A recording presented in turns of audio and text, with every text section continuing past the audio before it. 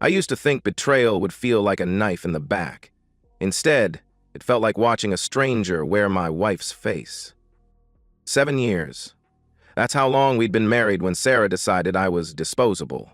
7 years of shared dreams, joint bank accounts, and me believing that love meant something more than convenience. The evening it all unraveled started like any other Tuesday. I pulled into our driveway at 6:47 p.m., same time I'd been coming home for 3 years since my promotion to senior network administrator. Nothing suggested that inside my wife was preparing to detonate our life together, but much like that, it was. I found her in the kitchen, and that's when the alarm bells should have gone off. Sarah was dressed to kill, literally, as it turned out. She wore the black wrap dress I'd bought her for our 5th anniversary. Her makeup was flawless, applied with precision she usually reserved for job interviews. The scent hit me next. Unfamiliar perfume, something expensive that definitely wasn't her usual vanilla body spray. "You look incredible," I said, setting my laptop bag down. "Where are we going tonight?" Her phone lay face down beside her purse. She glanced at it nervously before looking anywhere but at me. "We need to talk, David." The words every married man dreads. I loosened my tie and tried to read her expression, but Sarah had always been good at compartmentalizing. Tonight, that clinical detachment was aimed at me. "What's wrong?" I asked, though part of me already knew I didn't want the answer. She straightened her shoulders and delivered the killing blow with the same tone she might use to discuss weekend plans. "I need you to leave. Tonight. Don't make this harder than it has to be." The words hung in the air between us. I stared at this woman I'd shared a bed with for 7 years, looking for some trace of the Sarah who used to laugh at my terrible jokes. This stranger offered no such comfort. "Leave?" I repeated, certain I'd misheard. "Sarah, what the hell are you talking about?" "I've been thinking about us, about our future." Her voice carried that practiced quality that told me this speech had been rehearsed. "We've grown apart, David. We want different things now. We discussed this last month when we talked about starting a family. You said—" "I know what I said." She cut me off with surgical precision. "People change." I've changed. The rage started as a slow burn in my chest, not explosive anger, but something colder and more calculating, because even as my heart was breaking, my mind was cataloging details. The expensive perfume, the formal dress, the way she kept checking her phone. "There's someone else?" I said. It wasn't a question. Sarah's composure cracked for just a moment, a flicker of something that might have been guilt. Then the mask slipped back into place. "That's not what this is about." "Nonsense." I took a step toward her and she actually flinched. "How long, Sarah?" "David, please. Let's handle this like adults." "Adults?" The word came out as bitter laughter. "Adults don't ambush their spouses and demand they leave their own home." Her eyes flashed with something ugly. "If you don't leave willingly, I'll call the police and tell them you're being threatening. How do you think that will look in divorce proceedings?" There it was, the nuclear option, delivered with casual cruelty. I stood there in my own kitchen and realized I was looking at a complete stranger. The Sarah I'd married would never have weaponized the legal system against me. I could have exploded, could have shouted and demanded answers. Instead, something cold and analytical clicked into place. If Sarah wanted to play hardball, she'd just taught me the rules. "Fine," I said quietly. "I'll pack a bag." Relief flooded her features, quickly followed by something that looked like disappointment. Maybe she'd wanted the dramatic confrontation. I walked upstairs with steady steps, my mind already racing ahead to implications and strategies. In our bedroom, I packed a week's worth of clothes with mechanical efficiency, but before I left, I made one stop. The utility room in our basement housed the central hub for the home security system I'd installed 2 years ago. Sarah had complained about the cameras, said they made her feel like we were living in a fortress. I'd disabled them 6 months ago to keep the peace, but the hardware was still there, still functional. It took me less than 5 minutes to reactivate the system. Motion sensors, door contacts, and yes, the cameras I'd strategically placed to monitor entry points and common areas, all feeding to a cloud storage system that Sarah had never bothered to understand. When I emerged from the basement, Sarah was waiting by the front door with poorly concealed impatience. Her phone had buzzed twice while I was downstairs. "David, I want you to know this isn't easy for me," she said as I shouldered my duffel bag. I looked at her one last time. Really looked at her.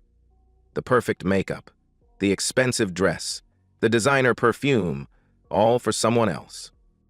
"I'm sure it's not," I replied, and walked out of my own home. I sat in my car in the driveway for 27 minutes. Long enough to see the headlights that turned into our street at 7:43 p.m. Long enough to watch a silver BMW park where my car usually sat. Long enough to see him walk up to my front door like he owned the place. Through the kitchen window, I watched my wife embrace another man in the home we'd built together. Watched her offer him wine from the bottle we'd been saving for our anniversary. Watched her laugh with genuine delight, the kind I hadn't heard from her in months. That's when I understood. This wasn't a spontaneous affair. This was a planned replacement. I wasn't losing my wife to another man. I was being discarded for an upgrade she'd already selected. As I finally drove toward the Comfort Inn on Route 9, one thought crystallized with perfect clarity. Sarah had just made the biggest mistake of her life. She'd taught me that love was a battlefield. Now she was about to learn that I'd always been better at strategy than she was. 3 days into my exile at the Comfort Inn, I discovered that surveillance footage has a way of turning heartbreak into something far more dangerous: clarity.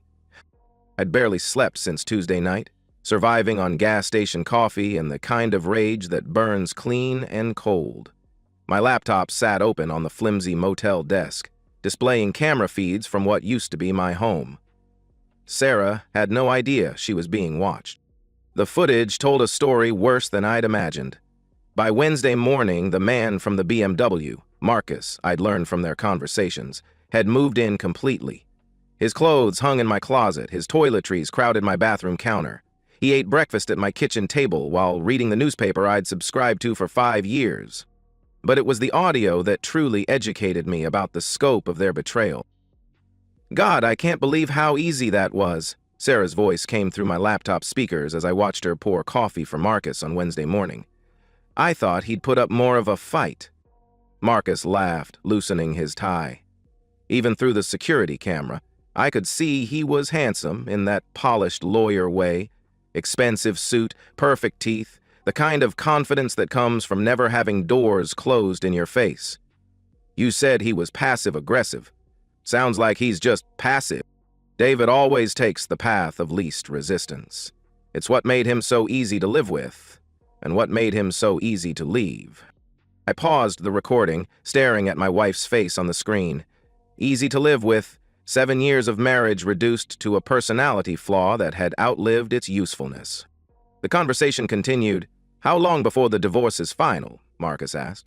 "My lawyer says 6 months if he doesn't contest it. Maybe less if I can prove emotional abuse." "Can you prove it?" he asked. Sarah's smile was cold enough to freeze hell. "David never raised his voice to me in 7 years. But that's not what I'll tell the court." I rewound that section 3 times, making sure I captured every word. Sarah wasn't just leaving me, she was planning to destroy me, frame me as an abuser to ensure she got the house, the assets, maybe even alimony. My phone rang, jarring me from the recording. "Unknown number. Mr. David, this is Eleanor Reeves from Reeves Family Law. You left a message yesterday about needing legal representation?" Eleanor Reeves came highly recommended by my colleague James, who'd gone through his own nightmare divorce. She had a reputation for being ruthless when her clients were wronged and surgical in her approach to evidence. "Yes, thank you for calling back. I need to discuss divorce proceedings and some complications that have arisen. Can you be here at 2 o'clock today?" Eleanor's office occupied the top floor of a converted Victorian house downtown, all exposed brick and modern furniture. She was younger than I'd expected, maybe 40, with prematurely gray hair she wore like a badge of honor, and eyes that seemed to catalog every detail. "Tell me everything," she said. "And I mean everything. People lie to their lawyers all the time, and it always comes back to destroy them." I told her about Tuesday night. about the surveillance system, about the recordings I'd gathered. I'd played her selected clips on my laptop, watching her expression shift from professional interest to something approaching predatory satisfaction. "Your wife is planning to claim abuse?" she asked after hearing the breakfast conversation. "Among other things. I suspect she's been planning this for months." Eleanor leaned back in her chair, fingers steepled. "David, I'm going to explain something that might save your life. Washington is a no-fault divorce state, which means infidelity alone won't determine asset division.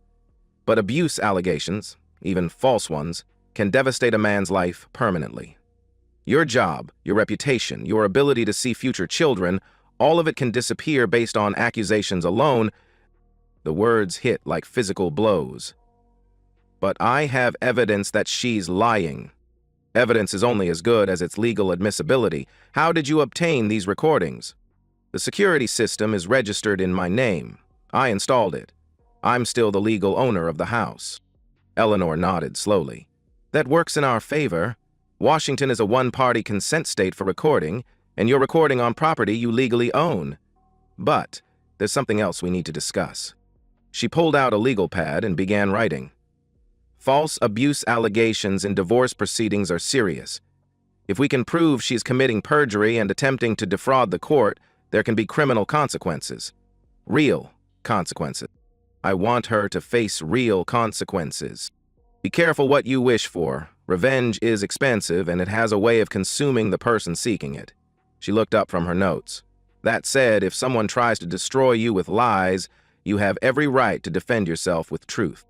I left Eleanor's office with a clear understanding of my legal position and a strategy that felt both surgical and devastating. But it was the conversation I had with James over drinks that night that truly changed everything. "How's the surveillance going?" he asked, nursing his second beer. "It's educational. I'm learning exactly how much my wife hates me." "What about the guy? You figure out who he is yet?" "Marcus something, lawyer at Sarah's firm, drives a BMW. The trip." James nearly choked on his beer. "Marcus? Tall guy, dark hair, looks like he stepped out of a magazine ad." "You know him?" "Marcus Whitfield. He represented my buddy Tom in a contract dispute last year. Guy's got a reputation for being brilliant and completely unethical. Also married to a doctor, if I remember correctly." The last piece clicked into place. Marcus wasn't just cheating on me with my wife. He was cheating on his own wife. A wife who had no idea her husband was destroying two marriages simultaneously. That night, back in my motel room, I began constructing what would become phase 2 of my new life strategy. Sarah had taught me that marriage was just another business transaction. Marcus had taught me that lawyers think they're smarter than everyone else. They were both about to learn that IT professionals are very good at finding people's vulnerabilities. As I drifted off to sleep for the first time in days, I felt something I hadn't experienced since Tuesday night: anticipation. Sarah and Marcus thought they'd won. They had no idea the game was just beginning. And unlike them, I'd always been patient enough to play the long game. Finding Dr. Diana Whitfield required exactly the kind of methodical research that Sarah had always dismissed as David's computer obsession. 3 hours of cross-referencing social media profiles, professional listings, and public records gave me everything I needed. Her medical practice address, her schedule, even her preferred coffee shop. Dr. Diana Whitfield was a pediatric surgeon at Seattle Children's Hospital, the kind of person who saved lives before most people finished their morning coffee. Her LinkedIn profile showed a woman in her late 30s with intelligent eyes and effortless confidence. I found her Thursday morning at Grind Coffee, the small shop 3 blocks from the hospital where her online reviews indicated she stopped most mornings at 7:15 a.m. She sat alone at a corner table, reviewing what looked like patient files while sipping coffee. Even in scrubs and a white coat, she had an elegance that felt natural rather than constructed. "Dr. Whitfield?"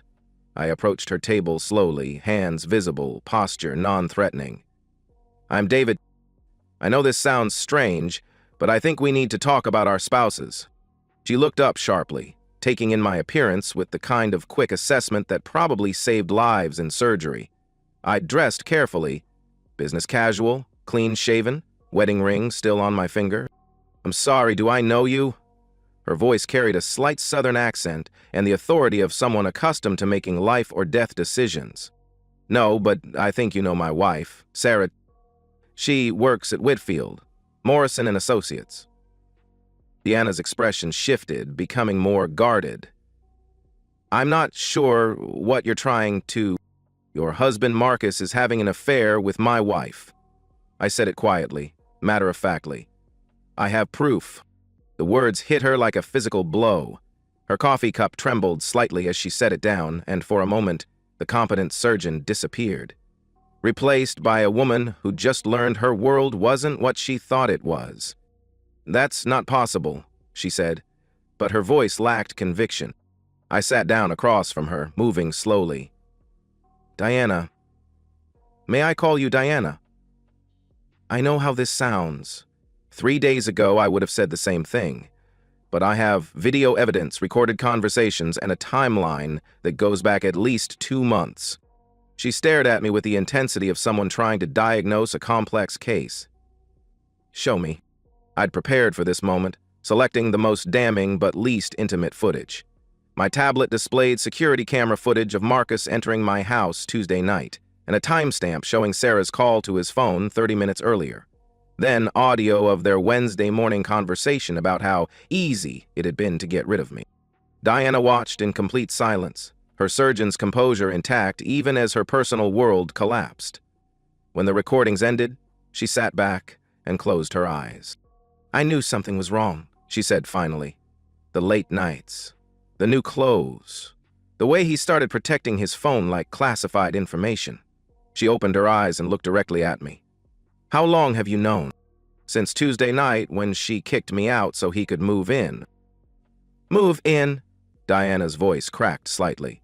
"Marcus told me he was working on a big case that required late nights at the office. He hasn't been home in 3 days. The casual cruelty stunned even me. While I'd been processing my wife's betrayal in a motel room, Diana had been sleeping alone, believing her husband was working late. "Diana, there's something else." I pulled up another file. "My lawyer suggested I investigate Marcus's professional background. I think you should see this." The financial records I'd uncovered told a disturbing story. Marcus's billable hours didn't match his firm's client payments. Expensive purchases, including a $3,000 0-cent necklace I'd seen Sarah wearing, couldn't be explained by his salary alone. "Jesus Christ," Diana whispered, scanning the documents. "He's been skimming from client escrow accounts. I've been wondering how he could afford—" She trailed off, pieces clicking into place. "The weekend in Vancouver," he said, was a conference. "The new watch. He bought your wife jewelry with stolen money." We sat in silence, two strangers bound together by betrayal and the realization that our spouses weren't just unfaithful.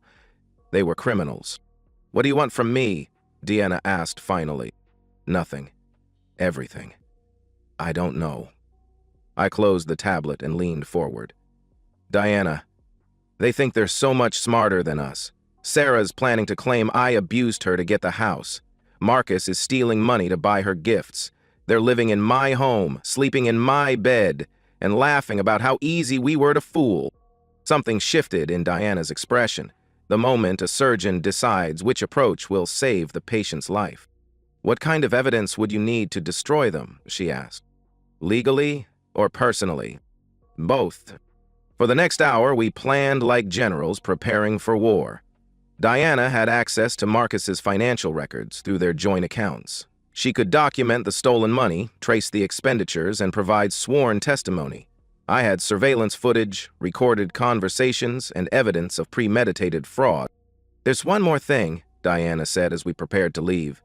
"Marcus mentioned that Sarah's been consulting with divorce lawyers for months. He thought it was funny that you had no idea what was coming." The final piece clicked into place. This wasn't a spontaneous affair that had spiraled out of control. This was a calculated assassination of my marriage, planned and executed while Sarah kissed me goodbye each morning and asked about my day each evening. "How long will you need to gather the financial evidence?" I asked. "Give me a week. I want to be thorough." Diana stood and extended her hand. "David, I want you to know, I'm not doing this just for revenge. Marcus violated his professional ethics, stole from clients, and destroyed 2 marriages. He needs to face real consequences. As I shook her hand, I felt something I hadn't experienced since Tuesday night. Hope. Not for reconciliation or forgiveness, but for justice. Sarah and Marcus had made one critical error in their planning. They'd assumed their victims would remain victims. They'd never considered the possibility that the people they'd discarded might be more dangerous than the people they'd chosen. Walking back to my car, I felt the last vestiges of the old David, the trusting husband, the man who took people at face value, finally die. In his place stood someone harder, smarter, and infinitely more patient. Sarah wanted a war. She was about to get one. And unlike her, I'd actually done my reconnaissance. The morning I destroyed Sarah's life began at 6:47 a.m. on a Tuesday, exactly 1 week after she'd destroyed mine. I sat in my car across from the Whitfield Morrison and Associates building, watching early arriving lawyers stride through the lobby with their expensive briefcases and misplaced confidence.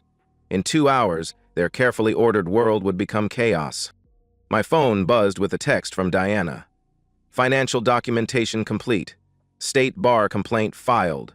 Ready when you are. Eleanor's sedan pulled up beside me at exactly 7:30 a.m. Through her passenger window, I could see the manila folders that would end Sarah's marriage, Marcus's career, and both their futures. Last chance to reconsider, Eleanor said, rolling down her window. Once we file these papers, there's no going back. They made their choice, I replied. Now they get to live with the consequences.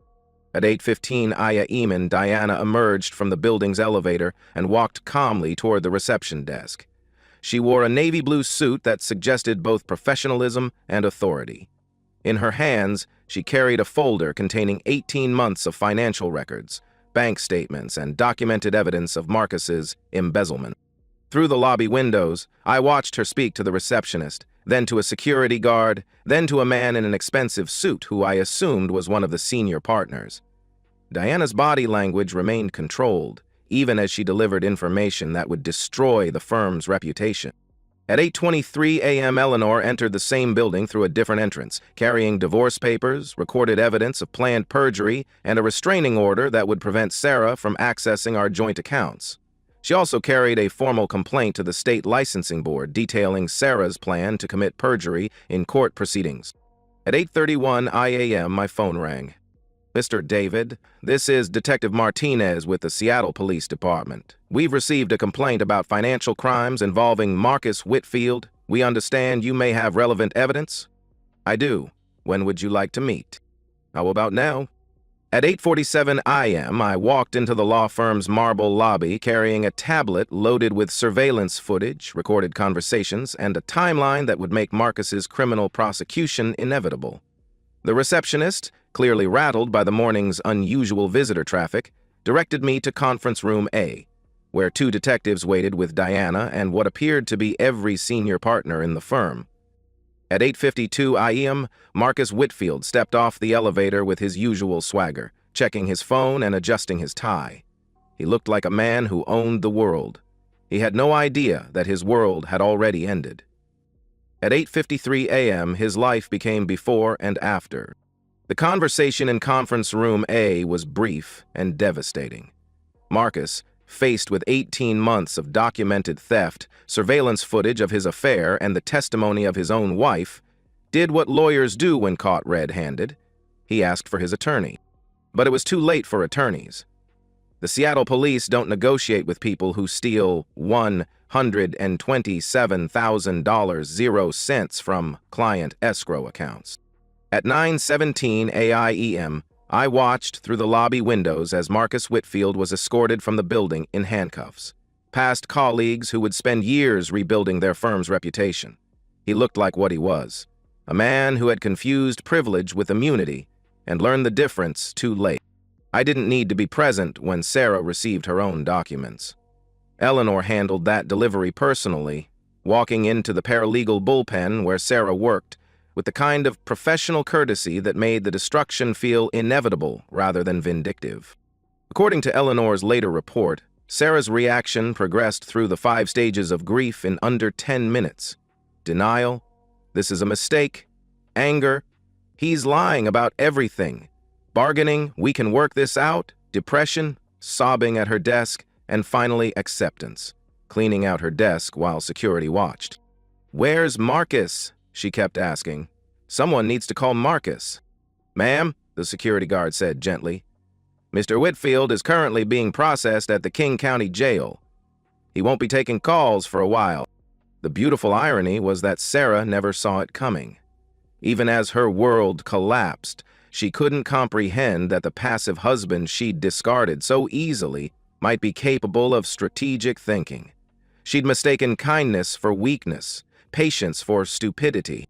That evening, I sat in the kitchen of my reclaimed home, the house Sarah had tried to steal through perjury, and read the text messages that told the final chapter of her story. "David, please call me. We need to talk. I know you're angry, but this has gone too far. Marcus says you've been stalking us. That's not like you. I made a mistake. Can we please just talk? David, answer your damn phone. My lawyer says I need to find somewhere else to live. This isn't fair. I never meant for any of this to happen. Please, I'm sorry." I deleted each message without responding. Sarah wanted forgiveness, understanding, maybe even reconciliation. But those were gifts for people who deserved them, and Sarah had forfeited any claim to my mercy the moment she chose to destroy me rather than simply leave me. The house felt different now. Cleaner, quieter, more like home than it had in months. I'd changed the locks, updated the security system, and removed every trace of Sarah's occupancy. At 11:43 p.m., my phone rang one final time. "David?" Sarah's voice was small, broken, nothing like the confident woman who'd ordered me from my own home a week earlier. "Can you please just tell me why? Why did you do this to us?" For a moment, I almost felt sorry for her. Almost. Then I remembered the recording of her laughing about how easy I'd been to fool. I remembered her plan to claim abuse. I remembered Marcus wearing my bathrobe while reading my newspaper. "Sarah," I said quietly, "you wanted me gone from the house. Now you'll have to leave it too." And I hung up. The next morning's newspaper carried a small item about a local attorney arrested for embezzlement. It mentioned his accomplice, a paralegal who had also been terminated for ethics violations. Neither Sarah nor Marcus was named, but their professional lives were effectively over. Justice, I realized, doesn't always look like victory. Sometimes it just looks like balance restored. 6 months later, I stood in the renovated kitchen of my home, preparing dinner for one and realizing I was genuinely happy for the first time in years. The house had become mine in ways it never was during my marriage. Every room reflected my choices, my preferences, my vision of what a home should be. The kitchen, where Sarah had once planned my destruction, now smelled of garlic and herbs. The bedroom where she'd plotted with Marcus had become my office. Marcus Whitfield served 18 months in minimum security prison and would never practice law again. His appeals were exhausted, his reputation destroyed, his career reduced to cautionary tale status in legal ethics classes. Sarah had found work as a paralegal in Spokane, starting over at 34, with a ruined reputation and a supervisor who would forever question her ethics. Her plan to steal half my assets had backfired spectacularly. Between legal fees, restitution, and relocation costs, she'd lost everything she'd tried to gain. Diana had emerged from the wreckage with characteristic strength. Her divorce from Marcus had been swift and devastating, leaving her with the house, the practice, and primary custody of their daughter. She'd started a new surgical practice, channeling her experience with betrayal into helping children survive their own disasters. We maintained occasional contact, not as co-conspirators, but as survivors who understood each other's journey. My own dating life had resumed cautiously. Jennifer, a software engineer I'd met at a professional conference, brought refreshing directness to our relationship. She knew about Sarah, about the divorce, about what I'd done to protect myself. Her response had been characteristically pragmatic. "Sounds like you married someone who thought she was smarter than she was. Good thing you actually were. Tonight, as I finished preparing dinner, I reflected on the man I'd become. Stronger, certainly, more cautious, absolutely, but not harder or cynical, just more discerning about who deserved my trust and affection. My phone buzzed with a text from Jennifer. "Still on for tomorrow night? I'm making my famous lasagna." I smiled, typing back, "Wouldn't miss it. Should I bring wine?" "Always. See you at 7. Simple, honest, real. The surveillance system I'd used to document Sarah's betrayal had been retired, the recordings deleted, the equipment repurposed. I no longer needed evidence of past crimes. I was too busy building a future worth protecting. Sarah texted occasionally, hollow apologies and requests for closure that I deleted without reading completely. She wanted forgiveness or acknowledgement that her punishment had been sufficient. But forgiveness wasn't mine to give, and her punishment hadn't been mine to assign. She'd simply experienced the natural consequences of her choices. I'd learned something valuable during those dark weeks in the motel. The opposite of love isn't hate, it's indifference. Hate requires investment, energy, continued emotional connection to the person who wronged you. Indifference means they no longer matter enough to inspire any emotion at all. Sarah had become irrelevant to my happiness, which made her irrelevant to my life.